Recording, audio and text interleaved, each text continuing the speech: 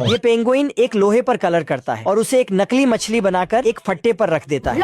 फिर पेंगुइन ऊपर से एक टैंक को गिराता है जिससे मछली सीधा ऊपर जाने लगती है। तो ये पेंगुइन रोटी खा लो।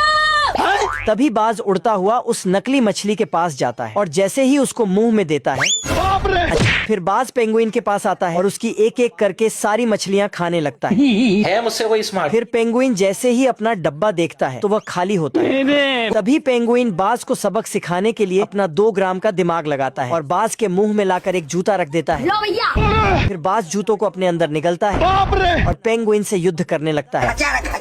ये पेंगुइन जैसे ही सोने जाता है तो ये भालू पेंगुइन का घर पिघलाकर वहाँ से उड़ जाता है। फिर पेंगुइन दूसरा घर बनाता है और जैसे ही उसके अंदर जाता है तो तभी भालू फिर से पेंगुइन का घर पिघलाकर चला जाता है।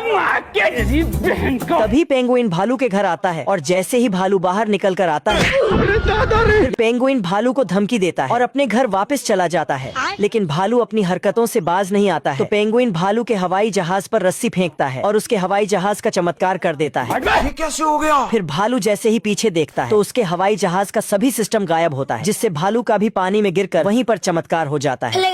Free fire. ये पेंगुइन एक डंडा लेकर आता है और बर्फ में छेद करके वहाँ से एक मछली निकाल लेता है। ये कैसे हो गया? फिर पेंगुइन एक एक करके सारी मछली निकालता है और अपना ठेला भरकर वहाँ से जाने लगता है।